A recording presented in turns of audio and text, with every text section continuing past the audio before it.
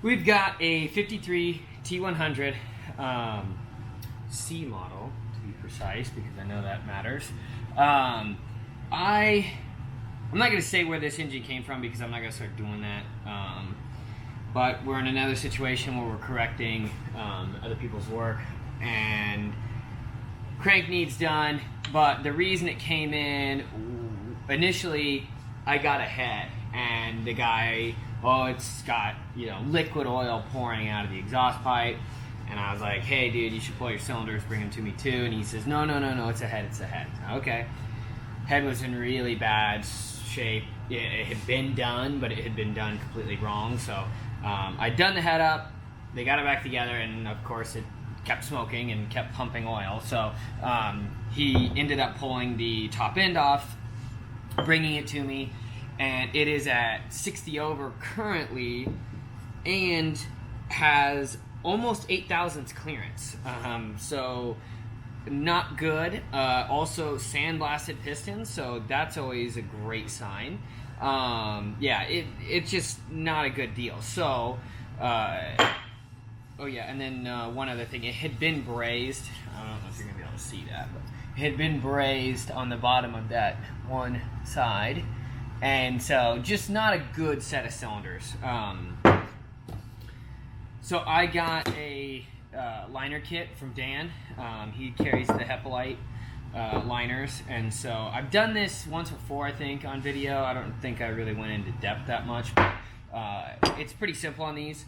We're gonna bake these, let them fall out, and then we will clean them up, rebake it, drop these in.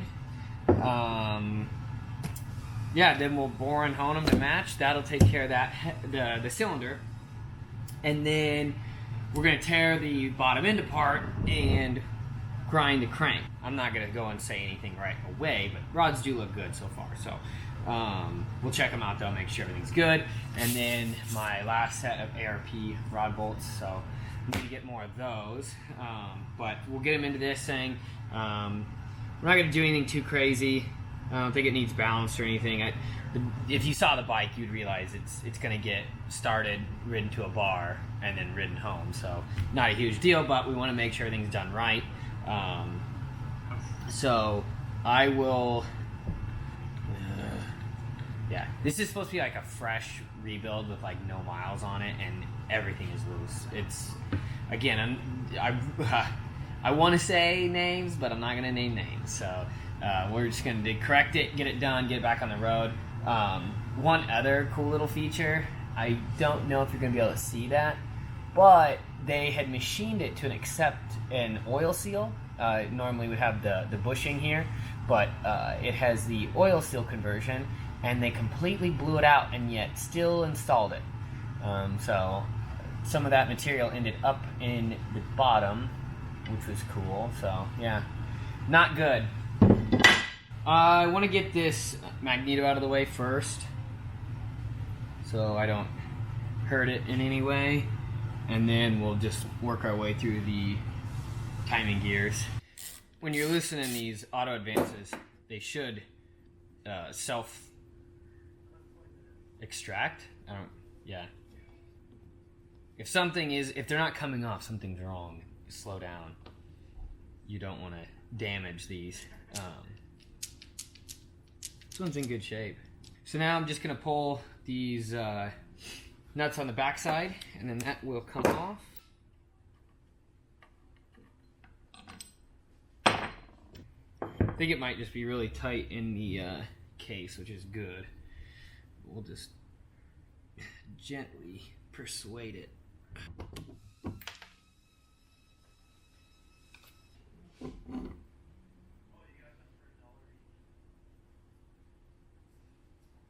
All right, now it can be safe. We're not gonna hurt it.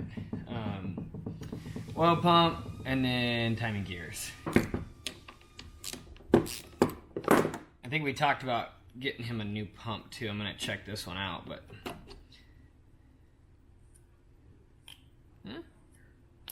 doesn't sound bad. Had good vacuum on it. You can see. Finally let go of the oil.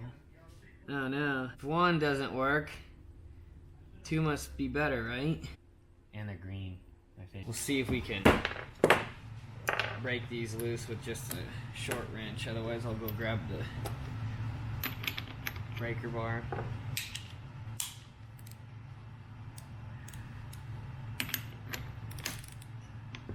Nope. I'm gonna go grab the breaker bar. Doing everything at an angle that you guys can see is actually not that easy. So if it looks like I'm struggling or it's weird, it's because I am struggling and it is weird because I'm trying to do it so you can see it. So just kind of bear with me.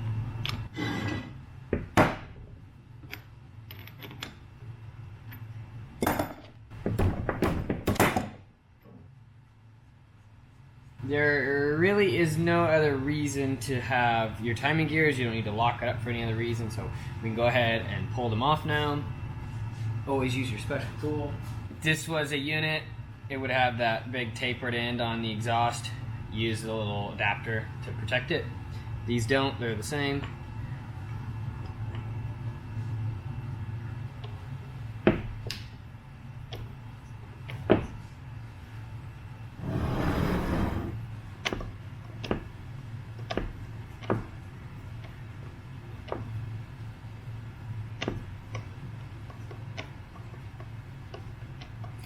Also, start on the exhaust one because the direction everything is going to move, you still want your locking tool to work with your idler. If you do this one first, then there's nothing for it to really lock to. So, not that you're fighting that much, it's not that hard, but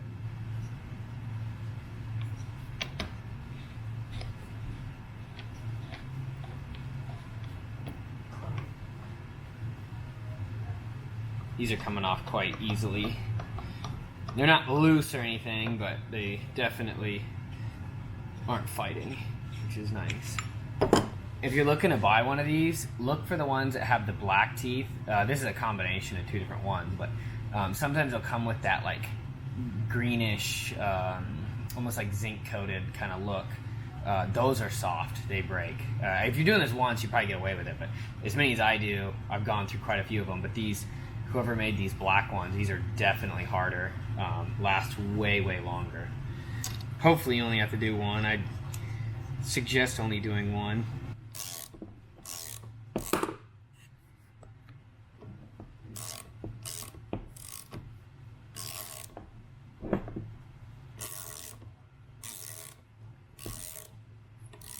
Somehow I managed to block everything I do. Okay, so now we can, they didn't even put those screws in, and what else? We got one there and one up here. We're gonna pop this apart and then we'll go check out the crank and see what we're dealing with. I've got all of the hardware out, and you've got a dowel here, and yeah, that should be the only thing you're really fighting. So I always use rubber hammer, but I hit the drive end of the crank usually. Don't use a metal hammer on the timing side. It will get expensive.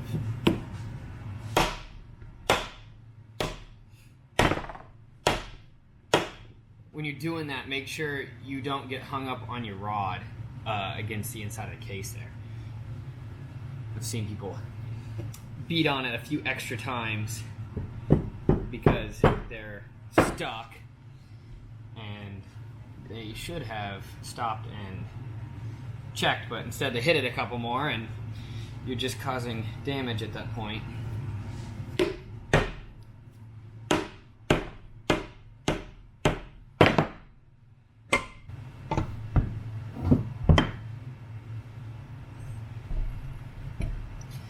Seems like a bit overkill, but to support the case evenly and nicely and sturdy and whatever, and then it allows me to hit on the end of this, so then that way, whether the bearing decides to come out of the case or whether the crank comes out of the inner diameter of the bearing, the inner race, either way it's supported. You could start heating this up and then allow it to fall out, but I can tell that it's going to let go. It just needed some good sturdy support. So I'm actually going to put my hand under on the timing end and catch it when it comes out. So it didn't take much. If I would have hit it and it would have sounded really, really solid, we definitely would have gone to heat. But because I could tell it wanted to move, it just needed some square tapping. There is our crank. It's got some pretty big holes in it. Look at those. Woo. Yeah, but that makes sense for how small and light the pistons are. This is a very, very heavy crank for that. At first I thought somebody modified a... I think what this is somebody put a later style flywheel on. The more I look at it, I think somebody took a pre-unit one-piece crank and put a later style flywheel on it, because it's got timing marks, and that's what kind of threw me off. But it's also got these straight webs, and that usually indicates a way earlier crank. And then obviously it's got the threads for the cush, a non-alternator model. Let's say that. But yeah, I don't know. That's interesting, but I want to get these rods off so I can measure these journals. There's a decent amount of rocking going on, which means excessive clearance. So I'm going to go put this in the vise and then we'll go measure it. I had to work pretty fast on this, so I didn't show you, but I did get these liners out. Baked it at 400 for, I don't know, 15-20 minutes. Still kind of warm. They are old AE ones. I don't know if you can see that. But they're in there tight enough to give me confidence. And also I did clearance that repair because it bulged out quite a bit, so ground that off first just to play it safe, and it snuck by. So I will clean those and just surface both top and bottom. Just touch them up, make sure they're nice and flat, because you can't really do it once the liners are in. Why bother stamping if you're not even going to do it? We got 2 over here and 2 over here. I don't see a 1 on... Oh, yeah, there's the 1 right there. I don't know if you can see that, but... Yeah, what the hell? Come on. Well, just as I suspected, this looks like shit. The rods both look awful.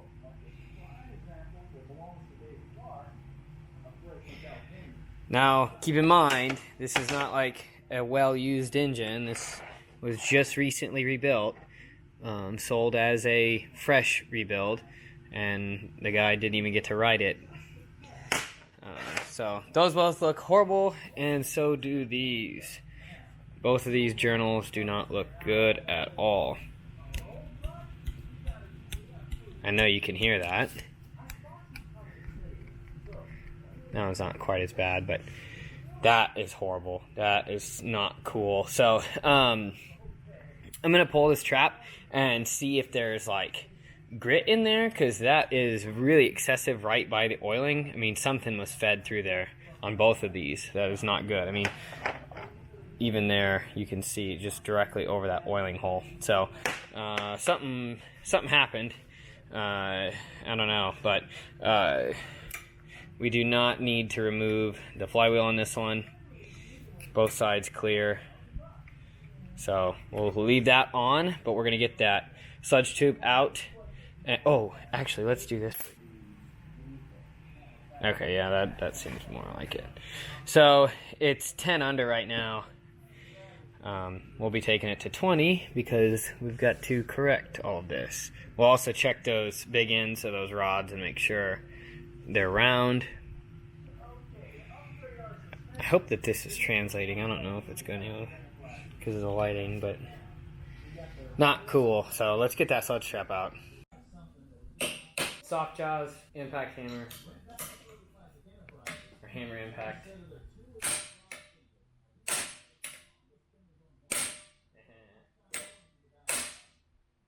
Expect it to be crazy. I mean, it'd be nice if they're not crazy tight or peened in or anything, but I would consider that to be a little bit on the loose side.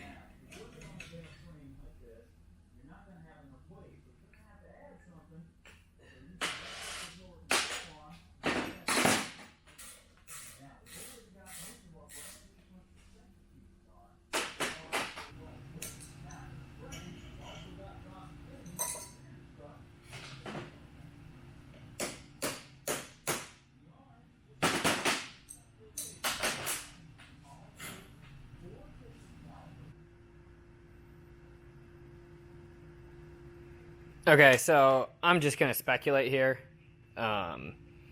My best guess from what I'm seeing, somebody probably pulled the trap and did a half-assed job cleaning it, and there was still some sludge, like ancient shit built up in it, and essentially they brought it back to life. So what I see a lot of time is, one, people don't want to pull these for whatever reason. They get scared, or I have no idea. But a lot of people hate the idea of pulling their sludge trap. They'll try and just flush it, which is asinine. It doesn't work. I have no idea what the point or goal is with just flushing. You're essentially just rehydrating all of that garbage, and then when you go to run your engine and that fresh new oil gets circulated through there, it's going to drag a lot of this out with it. I think that's what we're seeing here. It didn't get properly and fully cleaned, so once this engine was running, it was dragging and pulling all of that vamped garbage. Again, this is all speculation. I'm just guessing. But there's clearly trash got forced out of these oiling holes. I mean, it's right there. The grooving is, directly over it. It makes sense. It's not. It didn't seize. It's not lack of oil. It's dirty trash oil is what I'm kind of assuming. I don't know if it's picking up on the camera, but a lot of this is like actual chunks of sludge, and you don't get this from just the first initial runs. This is old. I mean, this stuff has been in there a long time, and it has been reanimated. So that's what I'm assuming happened, but we don't know. All we know is we're going to grind it. I actually cleaned it properly. I'm not going to blast this crank because it went through a parts washer before it got to me, so not really necessary. There's no layer of scum that needs to come off, so I'll leave it as is. I want to get this thing out of here. This guy really would like it back anyway. So, again, I got it cleaned properly. It is ready to go. We will put a new trap and a new plug in it. We're not messing around because this guy rides his stuff. That is the only people I like working with, are people who ride their stuff, ride their bikes, use their engine. All right, I've got the liners in the freezer. I'm going to stick these in the oven, and so they can get nice and swollen. I checked both top and bottom surfaces. They are nice and flat, and cleaned out the groove to make sure that when they do drop in, they will seat fully. I'm going to stick them in the oven at about 400 degrees. I don't know if that thing actually gets up to 400, but it does a pretty good job of, getting this stuff to size. So again, I didn't blast it because nothing else is going to get blasted. The head didn't when it was in last, and the transmission and primary and all that. So I want it to all just look the way it does. It'll all match when it goes back together. So plus it's not too bad. It's not the prettiest thing ever, but they look good enough. So we're going to stick these in the oven, and you'll watch me drop them in.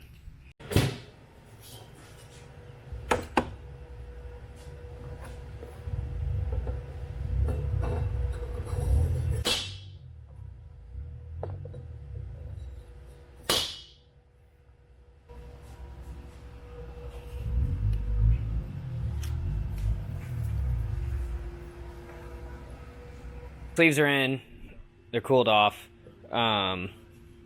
If you look down in here and get a good angle on it, they come with that like machine pattern in them, and they're about 15 thousandths undersized, so I get to now bore them and hone them.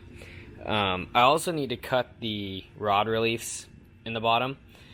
I would like to bore them first, then I will cut the reliefs, just so that's less chatter I have to listen to.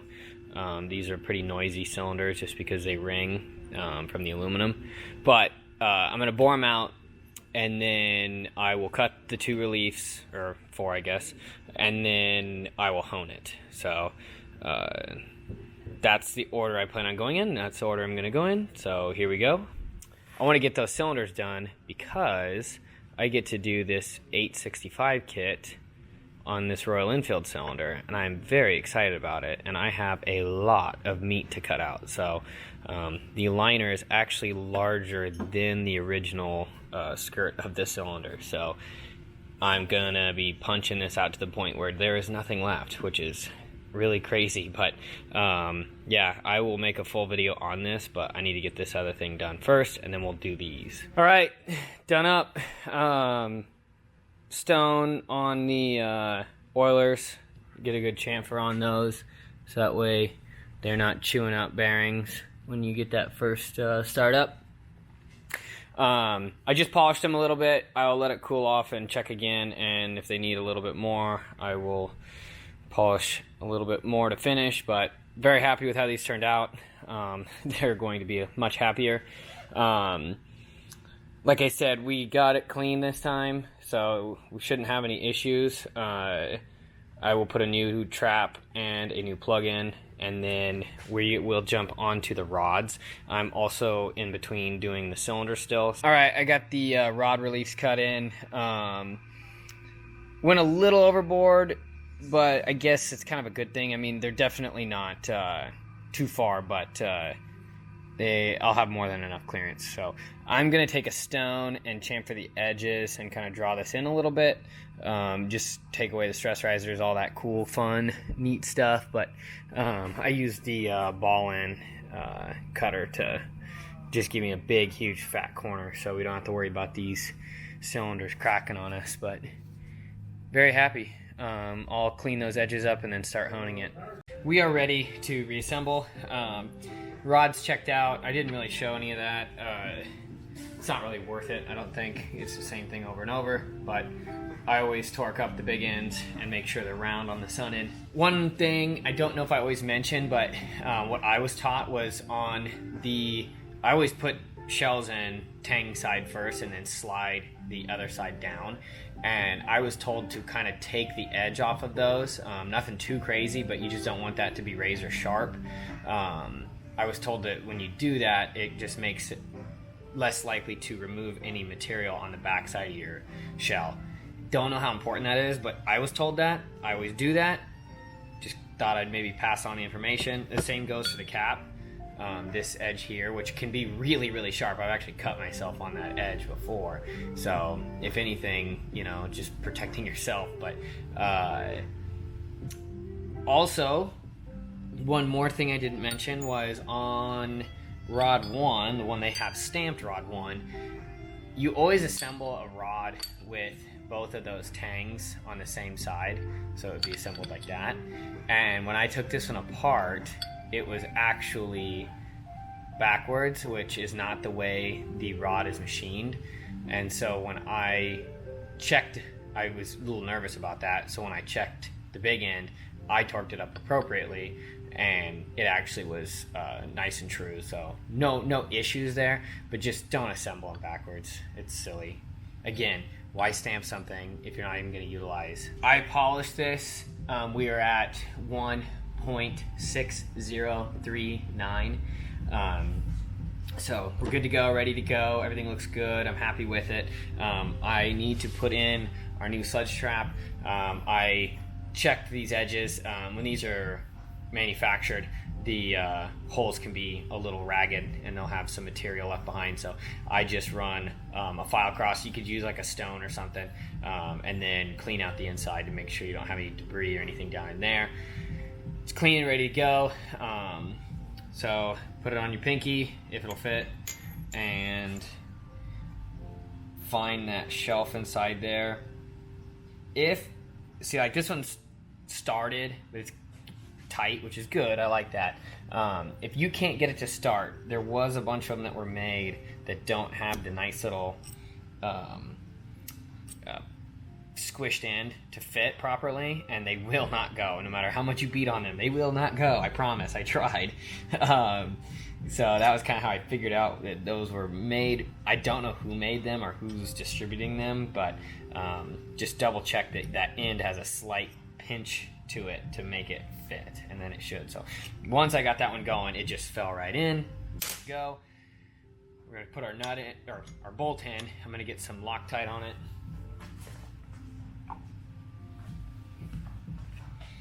Doesn't take much. The torque setting on these is 33 foot-pounds, so we'll get it in, get it started, make sure our alignment is good.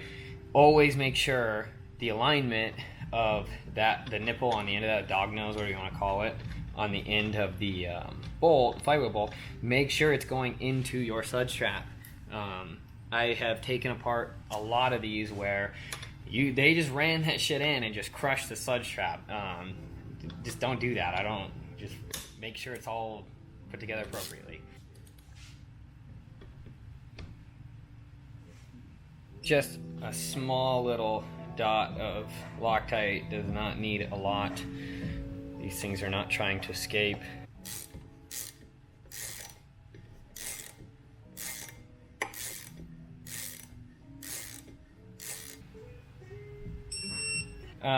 Something else, some of those sludge trap plugs are kind of shallow.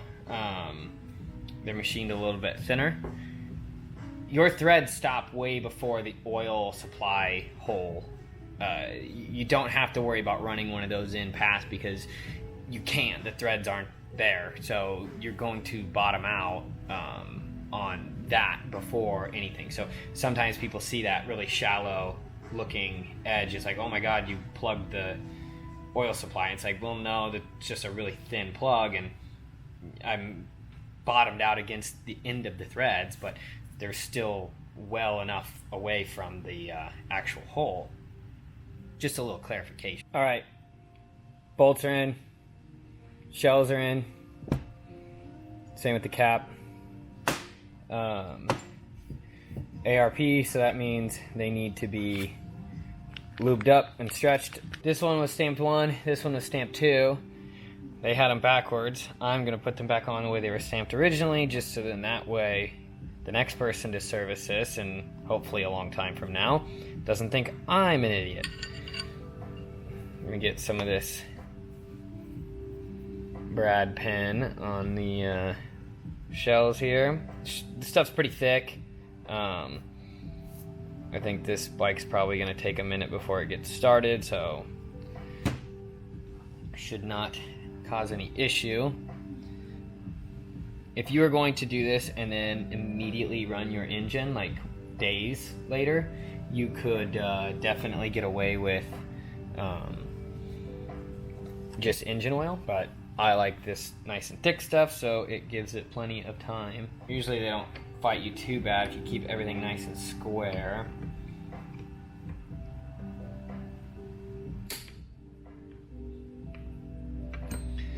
Now I'm going to also, I have like 100 of these and I have little dishes full of it, so I just grab out of there. So it looks suspicious, that's why. I want to get this video wrapped up here pretty quick. I have not touched the bottom end, like the cases yet, and I want to investigate everything there. I haven't decided if I want to replace the ball bearings yet. I want to look at them. Supposedly they should be new, so there's like, I don't know, it's an expensive job to put new bottom end bearings in for no reason. So I will check them out and see if they look good and everything seems to be okay with them. I will go ahead and reuse them, but if they show any sign of I don't know, damage or something's wrong, then we're definitely going to be sticking some new ones in. But this one was stamped appropriately with the two facing out, both tangs on the back side, so we're good to go there. No confusion. Same deal, keep everything nice and square, and they should just want to go right on.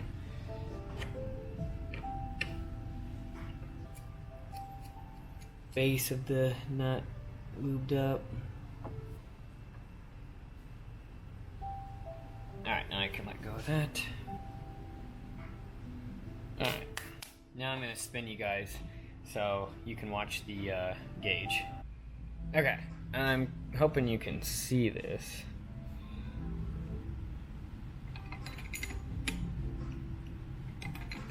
we're zeroed out.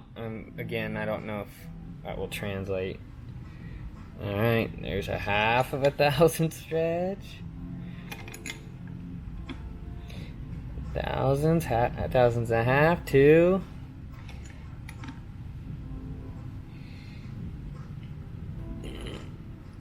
Five. We're gonna go 6.5. 6.5. Boom. And now we will jump over and do the other side.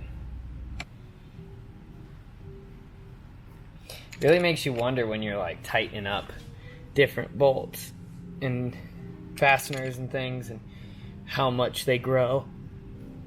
Just doing this makes me like think if you could measure all stretch on bolts. I mean, that's what a torque is, but to actually watch it would be crazy.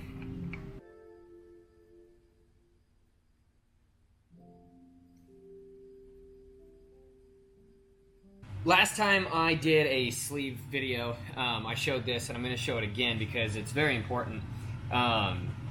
You want to make sure that everything, whether it's that notch that I did in the bottom of the sleeve or any other component, if I need to chamfer it more or whatever, we have to make sure that as the rods come around that everything's going to clear. So what I'm going to do is I'm going to put the pistons on with no rings. I am honing the cylinder right now, so I think I'm going to stop right as I get close to that finish hone. I'm going to go grab the pistons, we'll get them fitted, and then we'll slip that cylinder over and double check. I put the pin clips in on just one side, so then that way it's just going to hold the pin in place, and then I don't have to dig out another one. Not necessary. So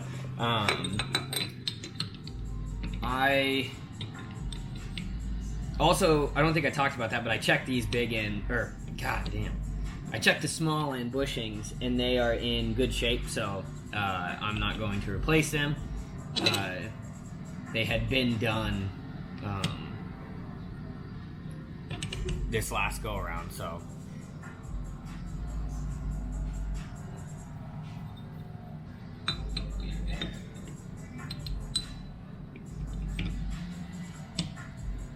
A little assembly loop probably wouldn't have hurt, but it's coming right back apart.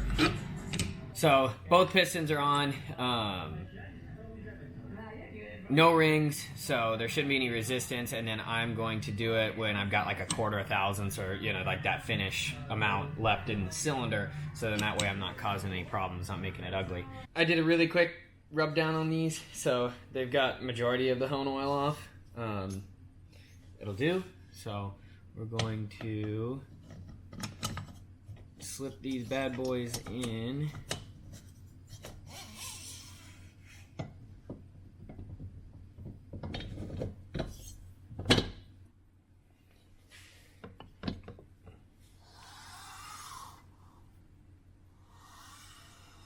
Plenty of clearance.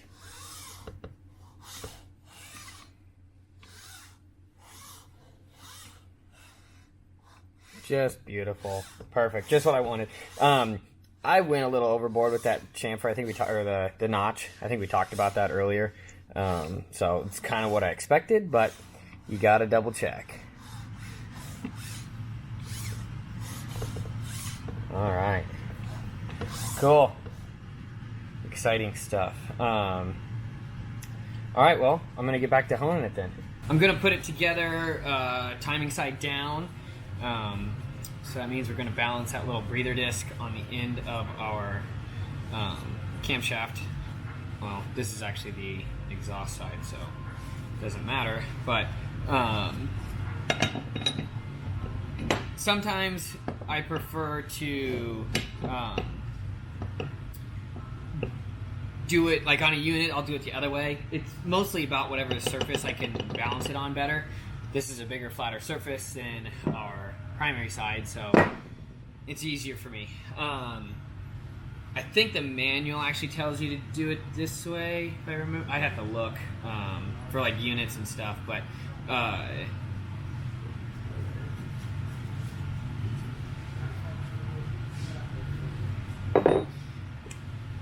Never have too much assembly lube.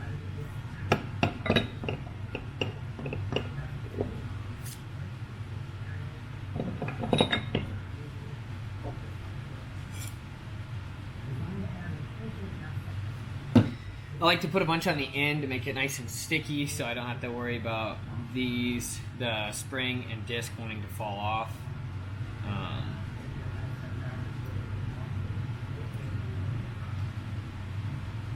It should ride there for us. Put a little bit more on the outside so it is slippery on startup.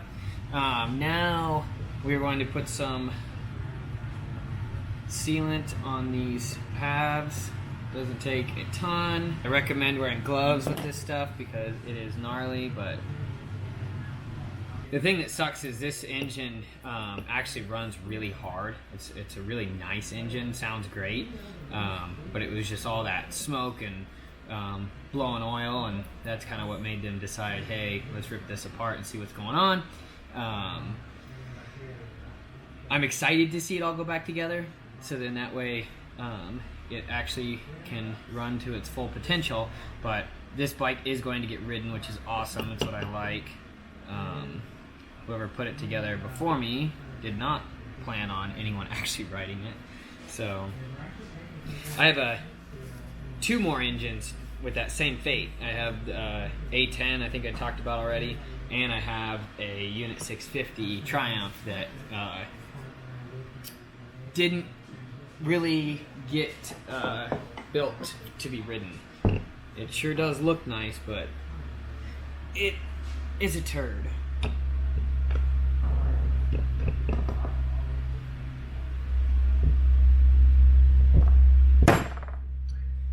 Just the way you like it. So when it comes to this, I'm really just going to focus on that disc to make sure it goes home the way it's supposed to. Everything else will just kind of find its way. Make sure you're square.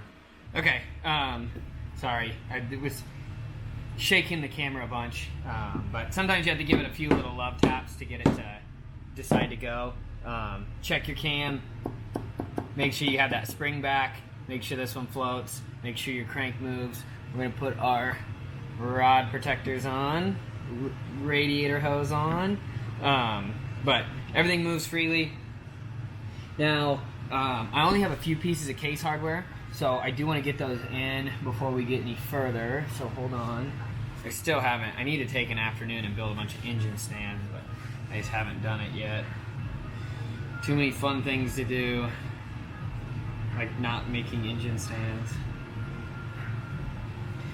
You'll notice when I tighten this down a little, just a little bit of Hyalmar is going to come out. You don't want it to like be oozing out because that means it's probably going into your engine also, which is not a good thing. You want just enough on there that you're going to get a good seal. You'll have a little bit squish out, but not ooze. That would be kind of an indication that you went overboard. Not going to go crazy with this yet just because there's not a lot of hardware holding it together, so I don't want that to be under a bunch of stress. But snug it up, make it happy. I'm going to snug up that stud down here. We want to be tight enough that we know everything's happy as far as like both cams are spinning freely and the crank spins freely. Everything's good to go. So now we are going to stand her upright so we can do our cams. Alright, we're going to start with the crank pinion gear. So grab your key, install it. We do have our, at least get it started somewhat in the center. And then I have my key persuading tool. We're just going to gently seat it, make sure it's gonna not cause us any fits. And then we may need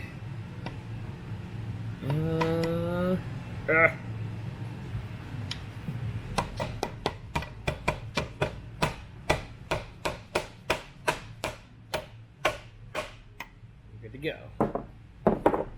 same deal, get them started nice and centered, and then seat them. Installer tool, always use the proper tools. Good, your gear on. Timing mark is right there. Right there. So we're going to use that keyway right there. Correlate. So, kind of have to install this first. Alright, double check. Mark. Keyway.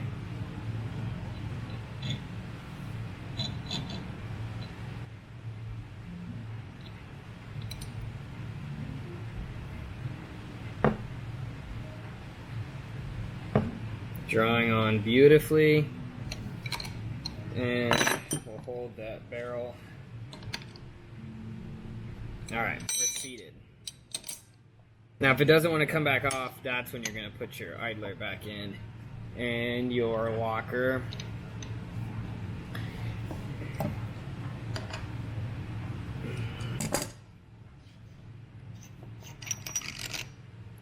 If you don't have that tool, you could wait to do your pinion and then use your pinion up here. It doesn't quite have those two surfaces flush yet, but when I put the nut on, it'll pull it flat and get it all flush and fully seated, but it's not too far off now. Keyway in on the intake side. Woodruff key in. Cam key, whatever you want to call it. There we go.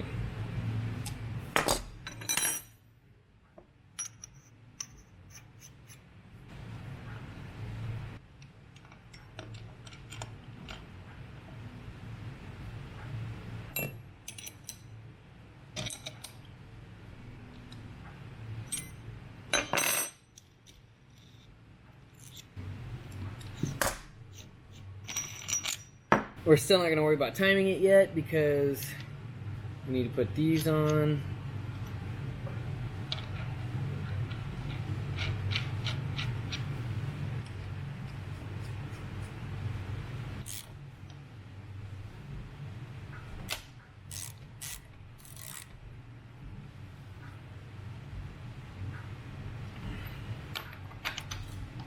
So like when we got done with that one, it was pretty well flushed. When I tightened it down, I just felt that little bit seat. And then this one actually seated quite a way. So that one, I'm really confident that we got that drawn on the rest of the way. It has just the right amount of flow that you want. Same with this one.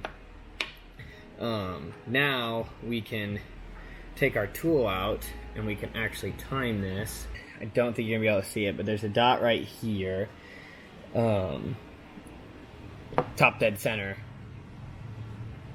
And so it's in correlation with that key, and so that is going to line up with the two dots here at the bottom.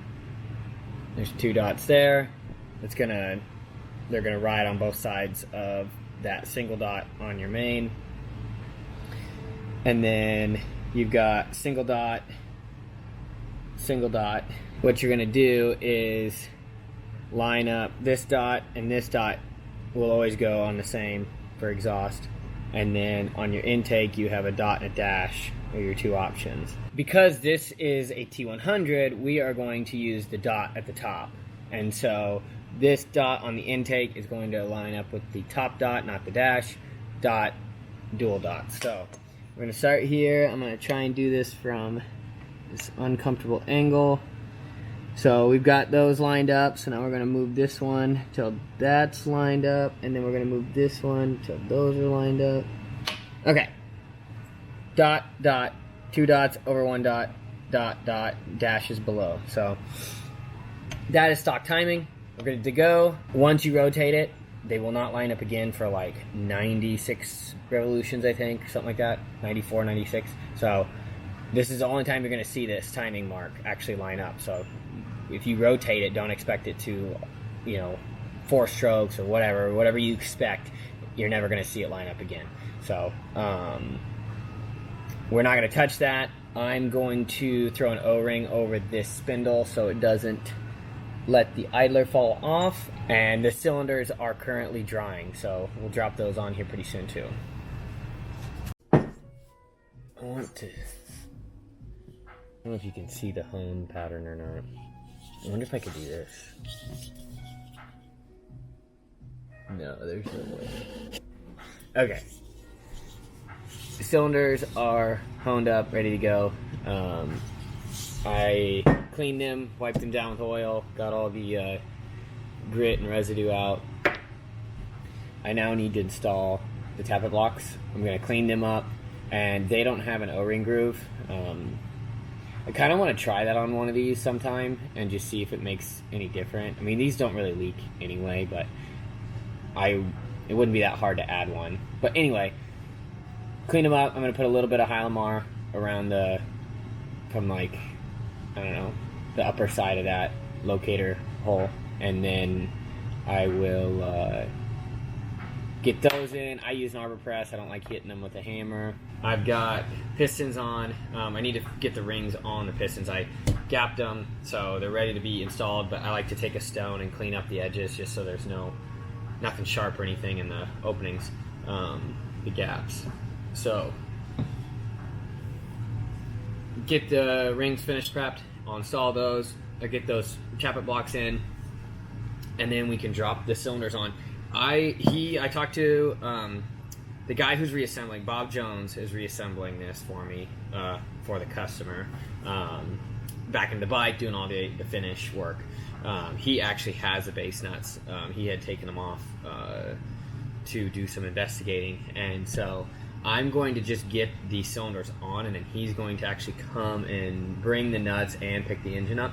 So we'll do all that at once, but I'm at least going to get them on, and then we can torque them up when he gets here. So let's get that far, and then I think we'll be done with this video. So that way you can just kind of at least see the cylinders on, and then unfortunately that's kind of be where it ends with us.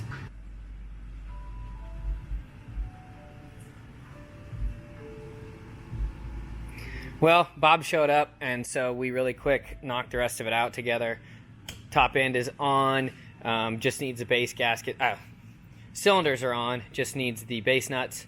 You can see some of that Hylamar from around those. I was very happy with how that stuck together. Just put the mag on there for safekeeping, and then did go with the new Morgo.